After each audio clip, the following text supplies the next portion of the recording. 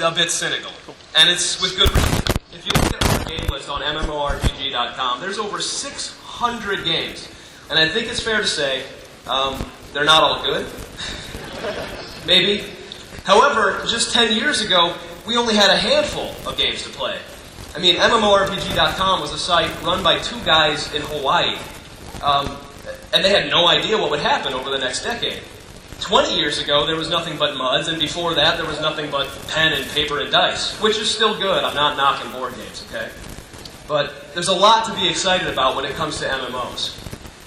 New ideas are sprouting up every year, and the scene today is not going to be the same in another 5 years, much less in another 5 months. So today we should be thankful. Here before you, we're going to have 7 of the industry's leading developers. These are the guys who are going to drive the genre over the next 10 years. And they're here to talk to you. They're here to tell you what they feel is the future of online gaming, and you'll be able to ask them your questions and have them answered directly to you. I'm Bill Murphy, as we heard, blah, blah, blah, the managing editor of MMORPG.com, and I'd like to welcome you all to the 3rd annual Future of Online Games panel here at PAX East 2012.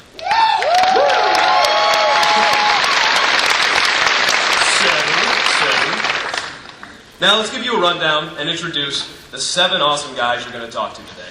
First, we have Kurt Schilling of 38 Studios. You might know him.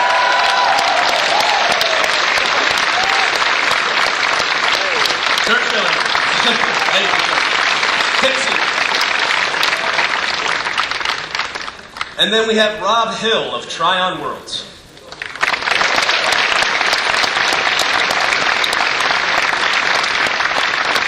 Rob Hill, have a seat. And then we have James Ohlen of BioWare.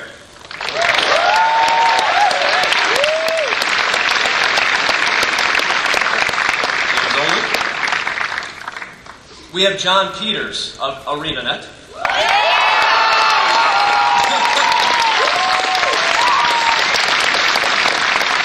There's John. Now you have the fan club. We have Brian Knox of NMAS Entertainment.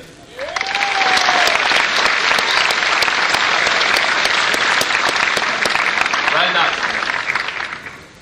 We have Craig Morrison of Funcom.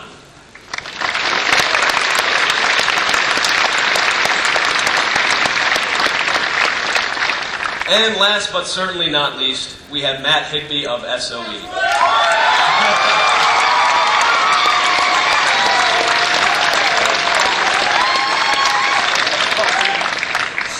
Okay, those are our panelists. Let's hear it all. Come on.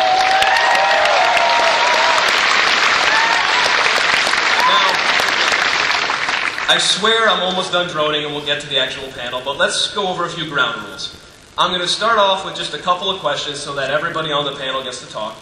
And then after that, what we're going to do is have you guys line up behind the microphones. You'll see them, one over there, one over there. That's Hillary and Christina are ready to help you out. And then just do me a favor and try to keep the questions as short and to the point as possible because there's a lot of you here. We want to make sure we get as many questions in, okay? So let's get started. I'll ask a couple questions. Feel free to line up behind those microphones and get the show on the road, okay? Okay, guys, panelists. Number 1, innovation is always questioned in the industry. Do you think we're at a standstill for innovation in MMOs? Or are we just breaking into what's possible with these games? And we'll start with Mr. Higbee right here and work our way down. All right. Hi. I don't think that we're at a standstill of innovation, actually. I think that MMO games are sort of at a precipice of having a really radical alteration of the way that they would play. And when I look at all the games that everybody up here is working on, I think that the thing that really sets the games of the future apart from the games of the past is really an emphasis on great gameplay. I think that a lot of times MMO games have kind of suffered from not having fantastic gameplay, and instead really using community as being the thing that makes you want to play them. And now I see that everybody's really focusing on, let's figure out how to make these games really fun to play. To me, that's a really cool new, maybe not innovation, but it's definitely a shift in the way that these games are being built.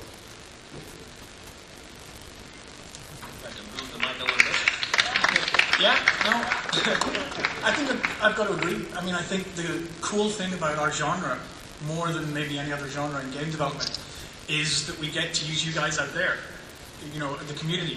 And our games are only partly ours. A lot of them are yours. And what really excites me about the future is that the technology is finally catching up to a place where we can empower players more and more. And we can use you guys as part of the development process so that we're creating worlds again, rather than just games. You know, that we can use the better gameplay, we can use the technology, and we can kind of bring them together to give players more power to kind of dictate how these worlds go. And I guess I'm kind of an idealist for MMOs. I really see them going that direction. And now that the technology is finally getting there, I think over the next 5 years you'll really see that kind of move forward from there. Kind of on the fence. I think there's a lot of good innovation out there, but I think there's a lot of innovation that would have been great 2 or 3 years ago, but development cycles for MMOs take so long. We were talking backstage about how all these MMOs are, hitting this year, and how everybody's, how long have you been in development? Oh, we were in development for 4 years, and we were in 5 years, and I think that's going to be harder and harder to keep up because a lot of games nowadays are innovating so fast in 6-month, 1-year cycles, and I think MMOs need to get better, and I think that means getting dirtier a little quicker with the public and, showing some of the nasty secrets and getting the feedback and getting the opinions so that they can innovate faster and iterate with the community as opposed kind of behind closed doors with their own personal vision.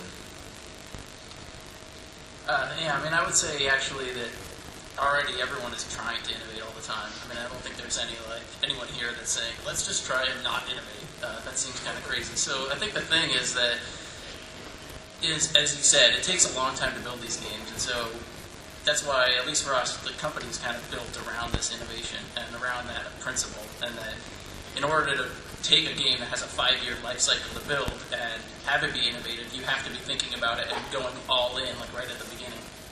So I think that's the big thing, is that if you want to see innovative games, you have to push it as much as you can, because otherwise you just end up building this thing that was innovative a few years ago, as you said. So. I'm actually really positive about innovation in the online space. I think, as was said before, it's just the MMORPGs are the most complex game to build out there, and it means that you have to spend a lot of time building up the technology and the tools for the team to be able to build the vision you want. And what we have now is we have a whole bunch of different companies.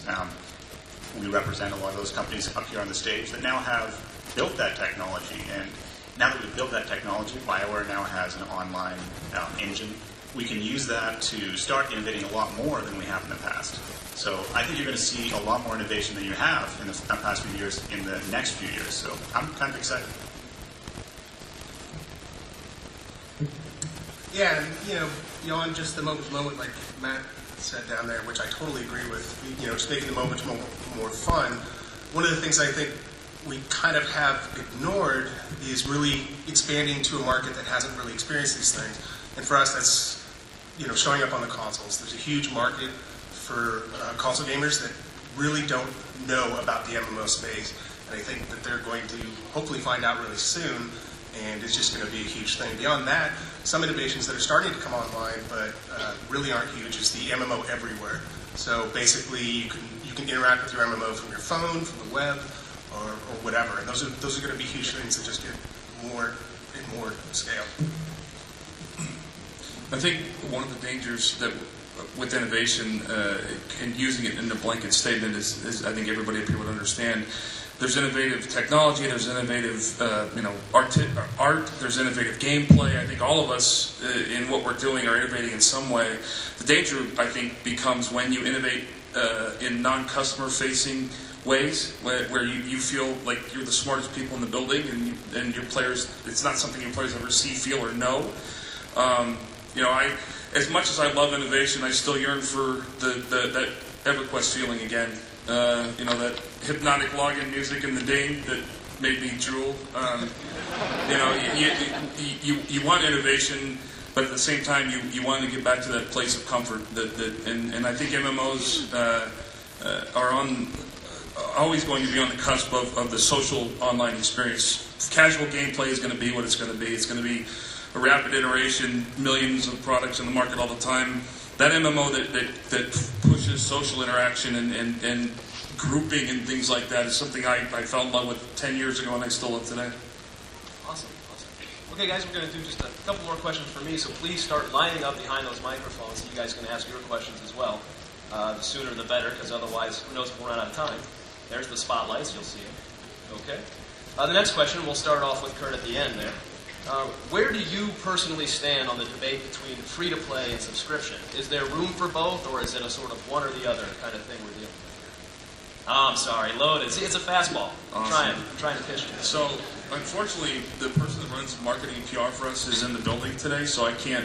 Can I just answer yes to this question? You know what? It's amazing to me. I've been in the industry for 5 years and have been trying to do everything but game design, much to the happiness of my game designers. And they're in the audience. But you know, the business model is getting so much more attention publicly than I feel it should. We're spending so much time telling you how we want you to give us your money, as opposed to telling you how awesome the game that we're making is for you to play. And I have a company of almost 400 people, and it's we like to call ourselves gamers who want to make awesome games for gamers. And the business discussion tends to be kind of nails on the chalkboard at times. But to sustain a business and throw in a business, you have to make money to sustain that. So, I think in our space, I think the move forward, obviously, free to play and microtransactions and all the things that go with MMOs are going to be in the mix, and people will be figuring out how to mix and match those in our games. I just want to continue to see this industry integrate the business model with an incredibly fun game first and foremost, as opposed to a way to get money from the players. Yeah, you definitely want the game to be good for sure. But I seriously think that there's room for both, not just within the industry, but within the game itself. And you already see that with some games. There's gamers who want to, pick the things that they want to pay for. And then you have the guys that are just blanket, just give me everything, just take it once a month, and move on. So I think there's really both models will be successful for a while. Do you think there's any reason to be worried about when people say pay to win or this and that? Absolutely, yeah. Pay to win is not something I would condone at all. So yeah, I'm on the same page. I believe there's room for both, and you can just look at the marketplace. On the free-to-play side, you have things like World of Tanks and League of Legends.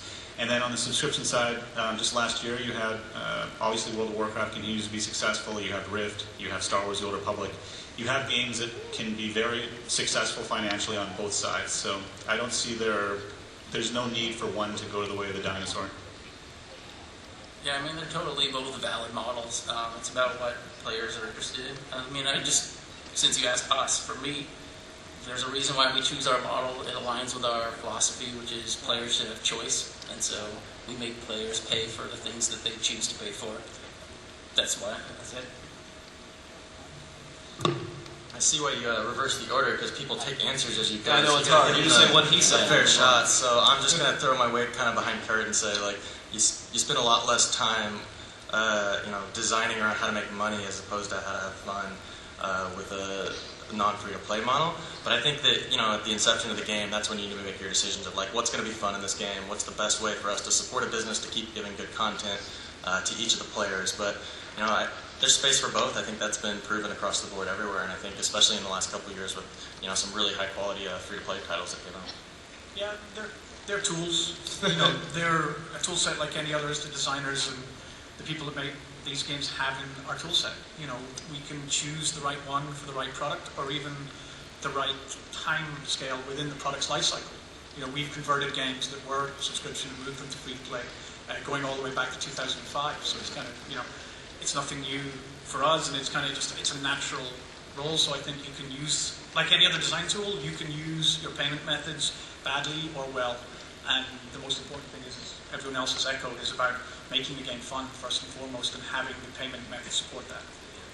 I mean, that's my main feedback too, is having the game be able to stand alone, having the game be able to be great, and then being able to figure out what payment model that works best for it. I do, personally, I really like free-to-play. I think that free-to-play is the best way for a gamer to be able to play a game. There's no BS. I don't have something that's either a demo that tricked me into buying it or a box that tricked me into buying it. I got to play the game, and if I love it and I play it enough, I'll spend money on it.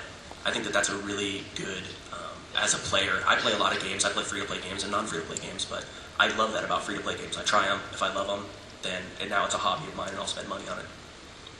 Excellent. Okay. One more question, guys, and we'll get to you.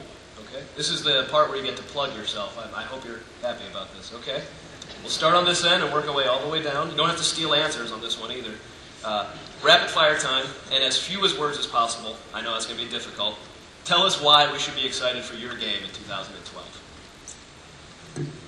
PlanetSide 2 allows thousands of players to directly compete with one another in enormous open world persistent battles.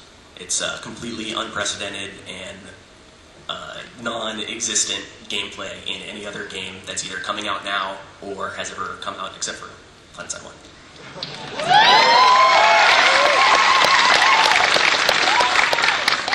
I want to play his game too, but Norkin guys will kill me. I'll talk about 2. Talk about all. You know, we have many MMOs and stuff, but obviously this year's big release is The Secret World, and I think they're the team that are working on that. It's about freedom. It's about freedom of choice and freedom of progression for players. The team have really tried to build something where players get to choose how they progress through the game without being restricted by levels or classes. It's kind of going back a bit old school to some of the original games that a lot of us loved and played, like Ultima Online back in the day. Anarchy Online and those games have had much more deeper, complex systems, and we want to replicate that with The Secret World. So we got Terra, and it's in a few weeks, May 1st, and I think for us, you guys have all heard it, it's all about our action combat, and really combining that console-style action with, you know, all the depth that an MMORPG tends to lend to you with, you know, great party play, open world, all that kind of great stuff. Right, for sure. To me, it's like Guild Wars 2 is an MMO that actually encourages people to play with each other instead of alongside each other. Woo!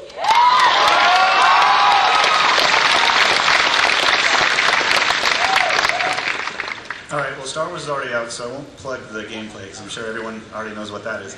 But for 2012, we really want to, going back to the subscription model, we want players to feel that they're getting their money's worth. So the scope of our game updates in 2012 is going to be unimaginable. You're going to see so many changes and additions to the Star Wars universe. It's going to be impressive. We have our update 2 coming in the next week, and then after that, it's going to continue to roll out month after month. So just it's exciting. For Alliance, it's basically we're going to be the first MMO shooter that appears on Xbox, PS3, and PC, and we're also launching alongside the show on the Sci-Fi Channel, and the game and the show are going to evolve together over time. What is that? No, but what is the game? Much like I did 8 years ago when I came here and promised to help bring a World Series after 86 years of drought,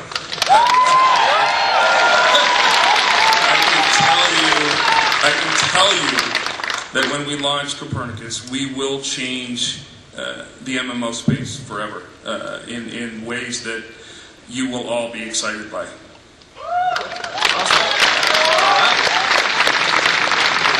Okay, we're going to start taking your questions now. We're going to start on this side and then alternate between the two. So please go ahead.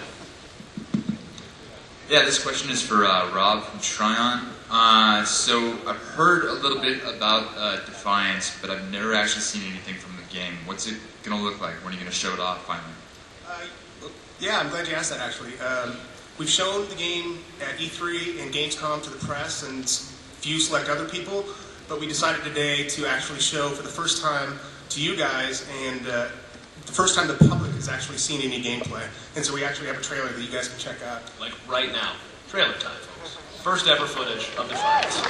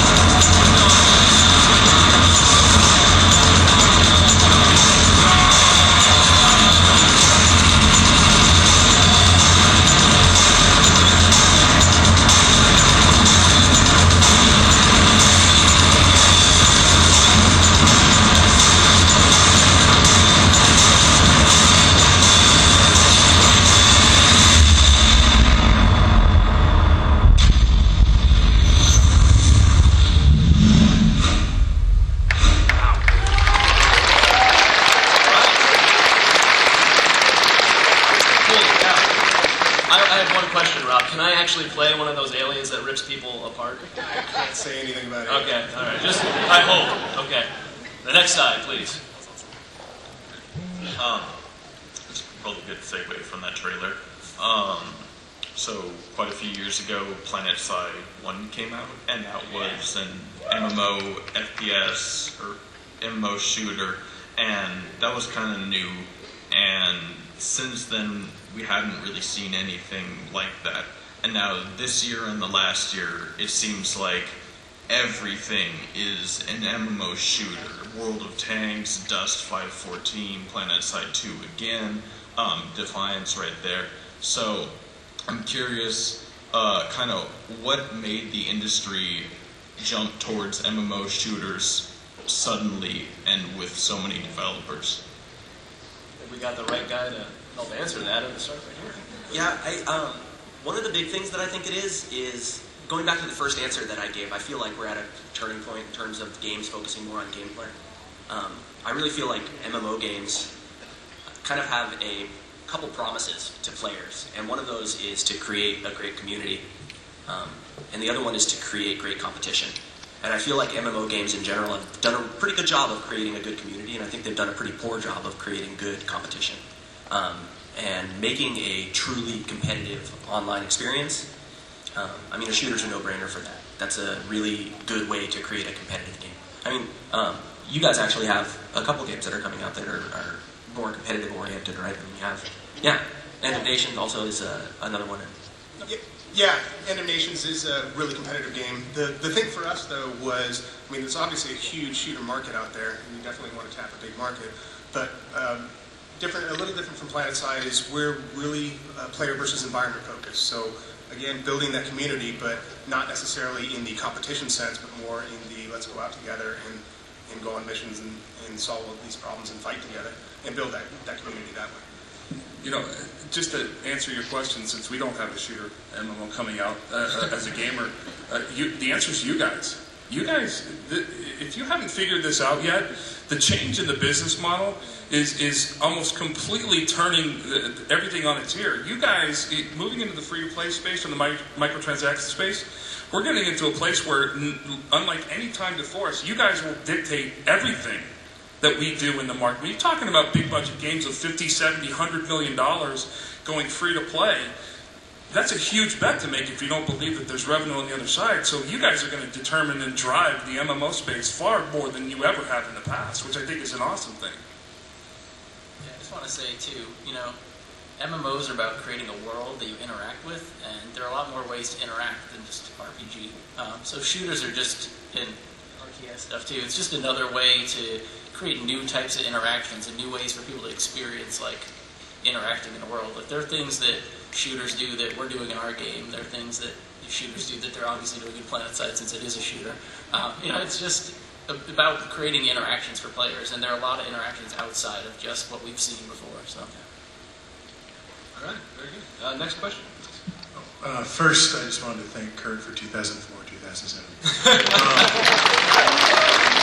But I was interested for all of you, sort of what was the game or the MMO that really got you focused on doing this professionally and hopefully not your own game, but and sort of how did that drive you? I guess most specifically, what was the game for the family? We'll actually start on the other end. Start with Kurt. Well, I already tipped my hand. EverQuest was kind of my first love, and it was the game I think that made me had the same thought you all had, which was, wow, why did they do this? And wow, this feature sucks, and I could do this better. And then for some reason, at some point in my life, I decided to spend all the money I never made on making one, which I still can't rationalize at home. I'm trying, not winning, but this is, I can't imagine being in a more vibrant, more energetic, more forward-thinking space than this one right now. Again, I said earlier, we up here are involved on a daily basis and more in tune with you the players than in any other genre. And we're, I can speak for myself, and I'm sure some of these guys would agree.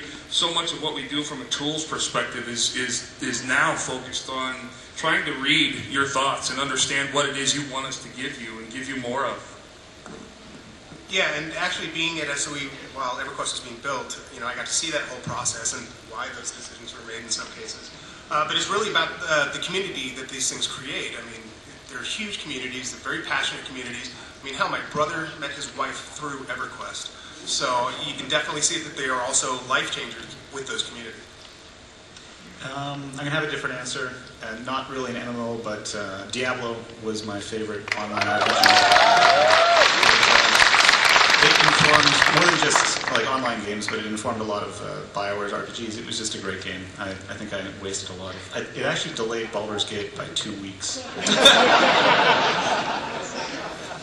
Yeah, I'm going to say, at least for me, if we're going to say MMOs, Dark Age of Camelot. Particularly the RVR is kind of a little bit about that social experience that I was talking about, that all of like our PvE and World v World and everything is founded on. It's all based on, when you see a person, you care about them because you know sometime later they're maybe going to have to save your butt, and like that's for everyone, everywhere in our game. And so just kind of took that and brought that in. So. I'll be a little bit more specific. It was EverQuest for me, but in particular the Rallus Zek server, which was the PvP server. And I love that the community policed themselves. I liked that, everybody, knew who the assholes were, and everybody knew who the good guys were, and everybody, knew everybody. And there was just, such a strong community built around hating one another that, it just grew on me. Yeah, I was very lucky. Mine was Anarchy Online, a game that I later got to run. And kind of similar to Kurt, it inspired me. I was hooked. I played EverQuest and UO before then, and Dark Ages and a bit. But Anarchy was the first world that really connected with me, and I met a lot of great friends. And I just kind of set my mind that one day I'm going to work for them. And 5 years later, I got to run it, and I was game director. And it's kind of a cool feeling to have that world where you're, I was there on launch day buying a box, and it crashed consistently for 3 days. As everyone knows. But even through that, I could always see the beauty of that world. And I think everyone who plays MMOs has that first game. That game that really seals your love of the genre, and why we're still here trying to recreate that. Because I hope in 10, 15 years' time, someone might say that about a game that we make. First cut is the deepest, right? For me, it was definitely EverQuest. I remember I was in 2001 going to college back in Florida, and I was spending more time playing EverQuest than studying by just a ridiculous amount. Like 16 hours EverQuest and 0 hours studying was about my school. And that didn't do too well for my scholastic aspirations, so I ended up dropping out of college, packing all my stuff in my car, and moving cross country from Florida to San Diego and begging for a job in QA. And I've been at SOE for 10 years after that. So yeah, definitely EverQuest for me was literally the reason that I got a job in the games industry.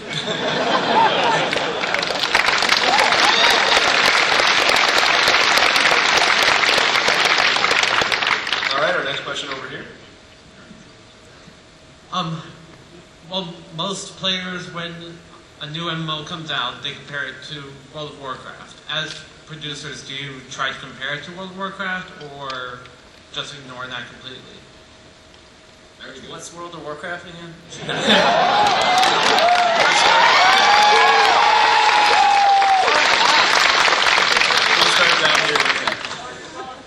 For us, World of Warcraft isn't a very good analogy. We look at it for maybe social systems, things like that. What did these guys do well? But, you look at pretty much any game for that. I haven't been in one of those, how can we make this more like WoW conversations in years and years and years now. No, I agree. I don't think you look at it from a point of view of how can we do something differently from them just to be different, or like them to try and get more customers. You're looking at it for a case of how can we make the game that we're making as best as we can, and how can we make it a great game. I think if you start second guessing yourself and saying, well, we want to do this to just, to kind of distance ourselves from World of Warcraft, or to be closer to World of Warcraft, you start doing your own design intuition a disservice. So you really want to be kind of honest to your game, and look, and you might take some things from a game like that. It's a huge game, and it's been immensely popular with millions of people. They do a lot of things right. Yeah, so, so you are going to draw from it a little, but you're not trying to use it as a yardstick by which you're going to judge your own design necessarily. Yeah, I think in general you can kind of out-design yourself if you kind of go down that path. I think that around maybe 2006, 2007, you saw a lot of MMOs just trying to be different just to be different, and there wasn't a lot of good reasons or designs behind it. And so I think that you just need to be careful and set out to make the game that you think you and your players and your fans will love. And sure, you can learn things from everybody. Everyone here, we see every video, every feature they do, and we look at it and say, oh, that's cool, or that sucks, and or what are they doing there? And so you learn from everybody in the whole industry. But I think you can definitely out-design yourself on those sort of things. Yeah, as far as actually comparing, as he said, I think the reason why they compare is because it's far and away the most polished MMO that's been released. Far and away, it's not even really close. A lot of their MMOs are tend to be really rough around the edges, and especially for 7 or 8 years old now.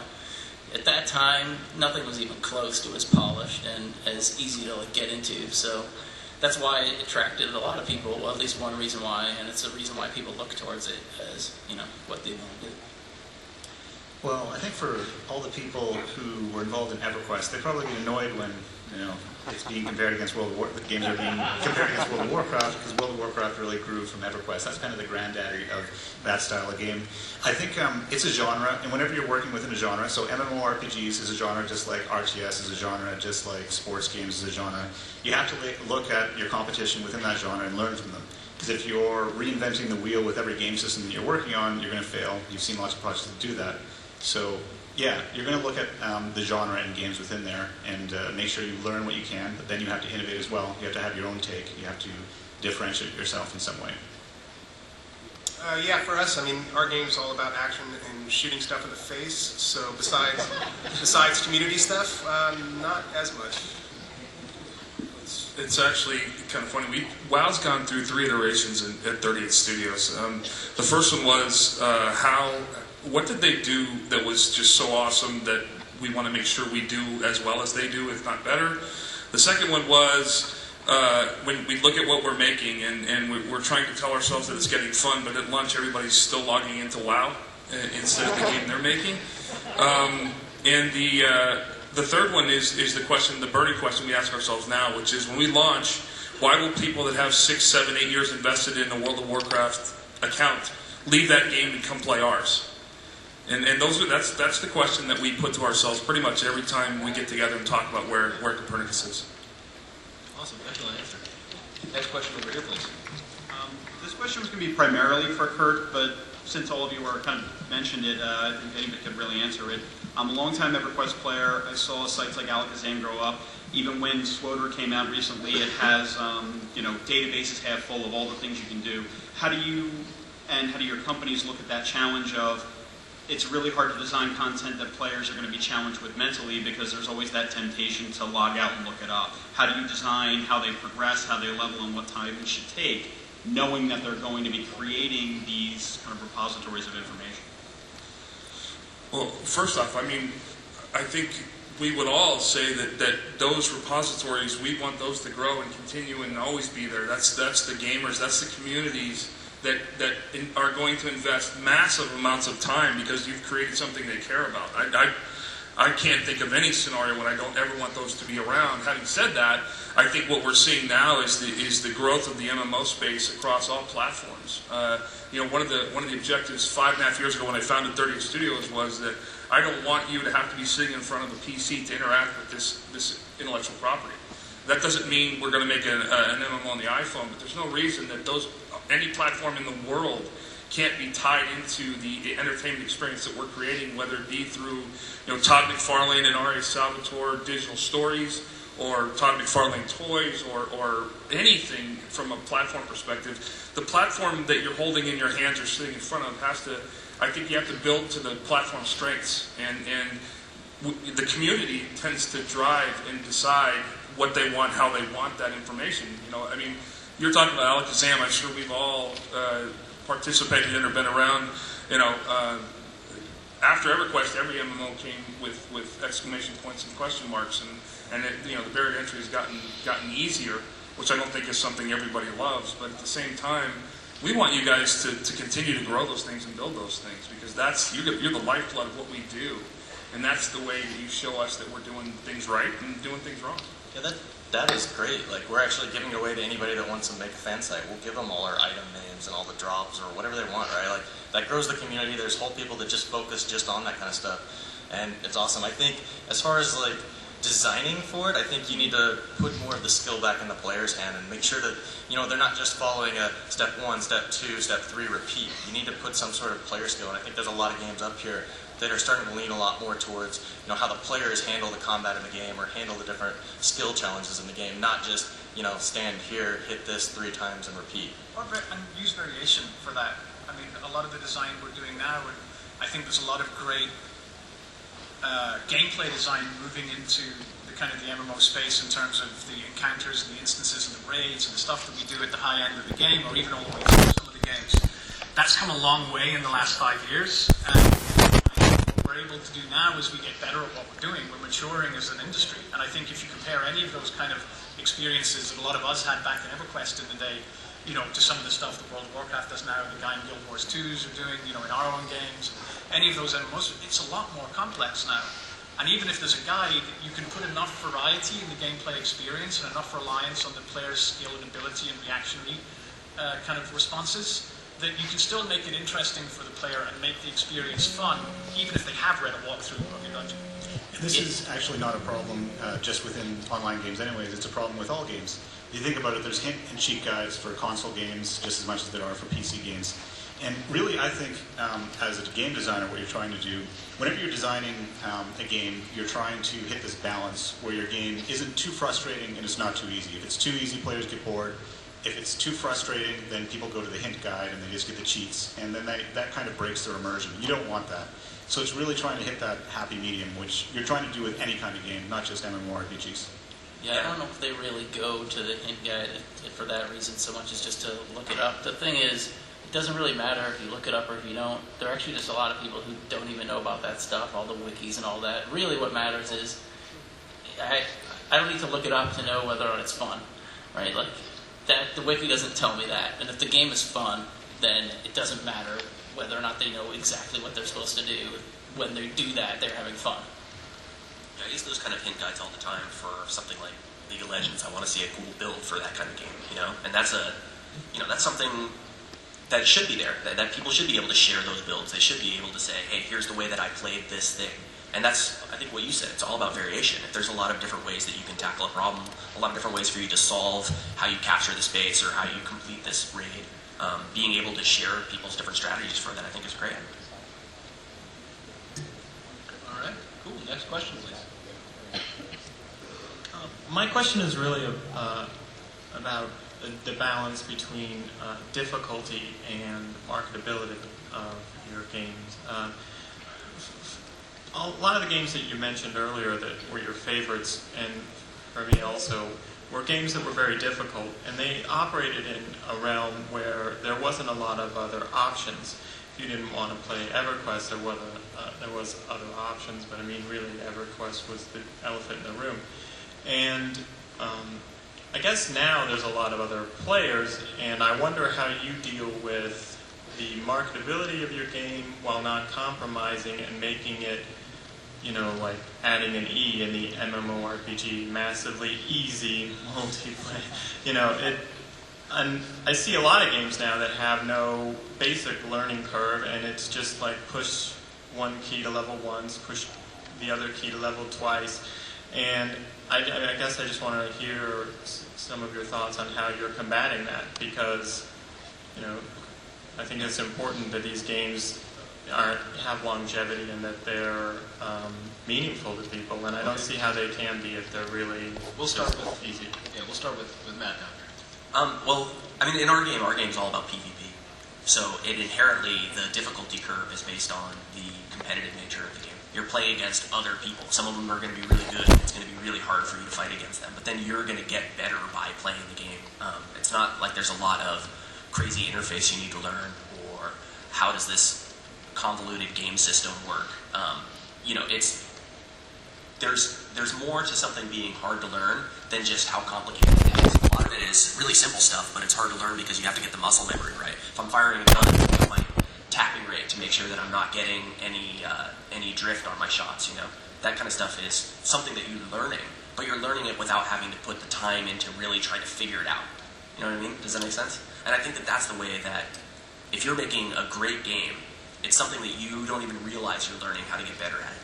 You're just getting better at it because, you know, the game is fun, it's teaching you things as you're playing it, and I think most really great games throughout history kind of operate that way. You get better because you're playing against other people, or you get better because you're playing it enough that it's just becoming something you can do. I mean, Kurt probably threw a lot of baseballs before he got really good at throwing baseballs, and that, you know, that's part of how you can make games be difficult but not be complicated.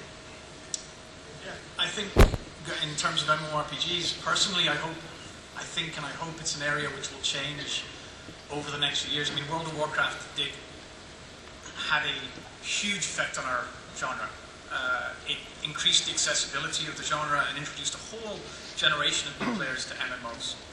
And I think for the last 4 or 5 years, it's been safe to say the industry didn't quite know where to place itself on the kind of scale between accessibility and challenge.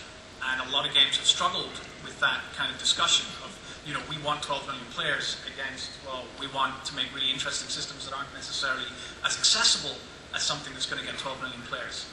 And personally, I think we'll end up seeing an MMO space that will fragment a little, and I really hope that we see more kind of mid-range development games. You know, right now the MMOs that come out, they tend to be very expensive, larger scale games that are costing tens of millions of dollars. And hopefully, I think as we move forward, I think James mentioned it earlier, as our platforms get better and we have the technology pre-built and the infrastructure, we're going to be able to produce MMOs for less money as well and on shorter development cycles, which means that we should hopefully be able to innovate more and experiment more.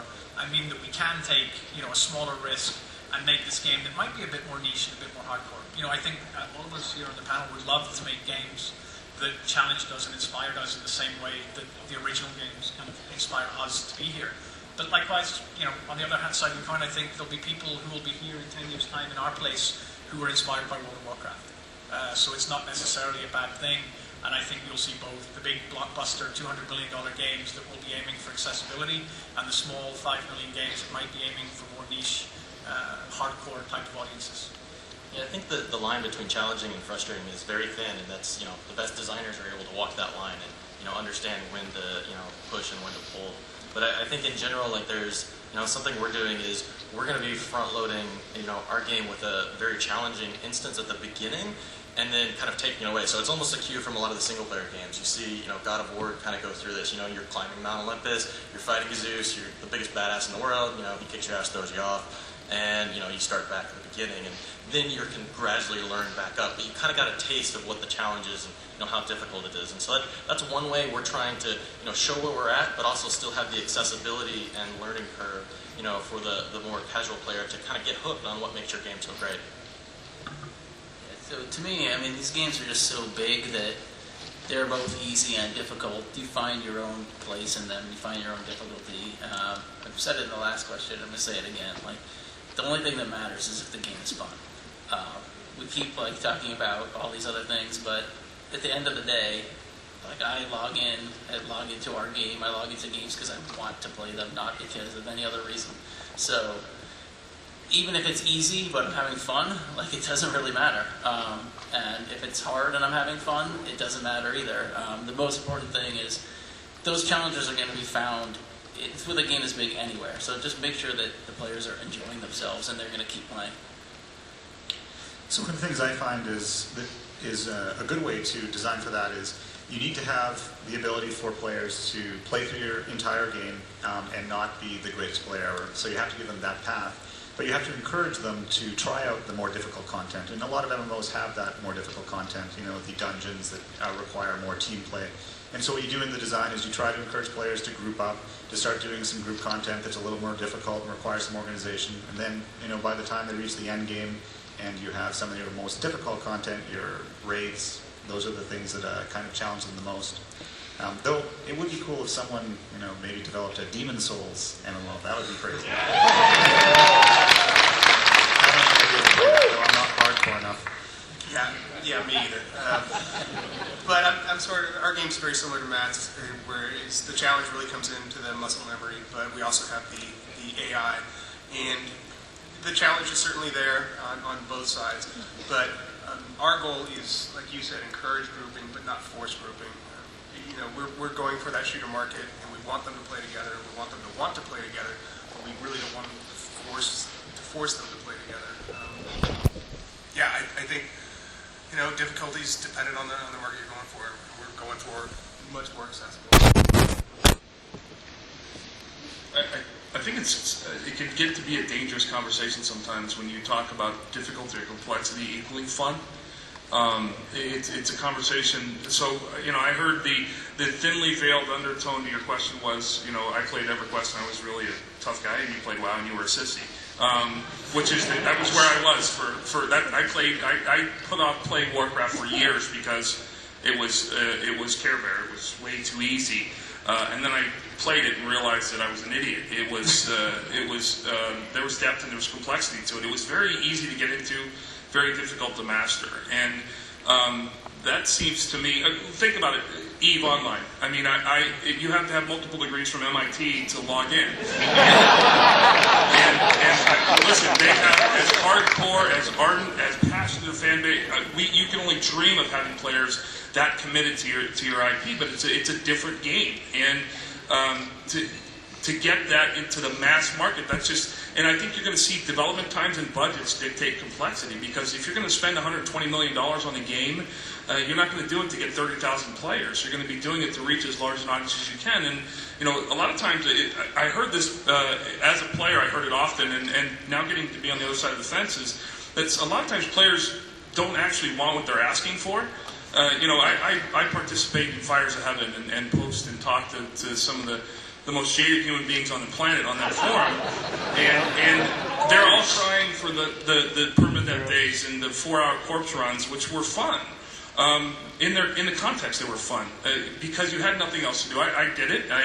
I can remember all of my memories of EQ are fond ones, but when I look at there was no competition. There was no one else. There was nothing else to do. So it had to be fun, and it was. Nowadays, players won't do that anymore. I mean, not a large segment of players anyway. A meaningful group, and so you I think at the end of the day you have to tailor and cater to what you set out to build and stay true to that, because you heard it a couple times from the panel. I think in the last 4 or 5 years the market's become flooded with games that just didn't have an identity when they launched. They were trying to be everything to everyone and ended up being nothing to anyone. So I think the complexity thing is it gets back to what I said earlier. You guys are going to tell us. You guys are going to tell us, and you're going to vote with your time and your dollars, and they're as equally valuable, I think, to us now as they've ever been. I mean, we're fighting each other for your time. It's only 24 hours in a day. You've proven you'll spend money on games you love to play, but you've only got 24 hours in a day. And that's ultimately the biggest vote you can cast to the games that you play. All right, thank you. I'm sorry. I really hate to say this, but we're going to wrap up the question part. I'm really sorry, dude. You look like so eager. I know, but trust me, you guys stay. You want to stay. Go back to your seats. Just stay. I want to thank you all on behalf of MMORPG.com for attending this panel. And now we have something very special from ArenaNet and NCSoft for you, so stay here. Yeah! Thank you very much for coming.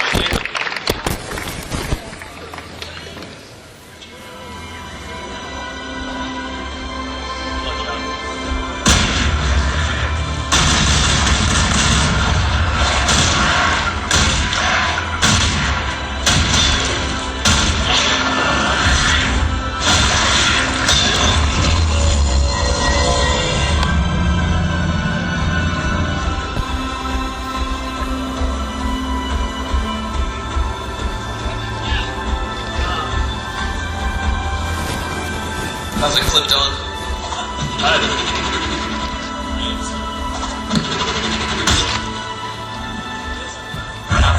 Okay, so this is it. This is the game. We filmed this yesterday. Actually, yesterday. And then I flew out here overnight. I was going to play it live for you, but the computer broke on the airplane. So just kind of wanted to show you guys a little bit about the game and talk about things that are different about it, and just kind of get to see a little bit what Guild Wars 2 is about. Kind of the basic things I want to talk about is how this game is a PvE and a PvP game. It's not just a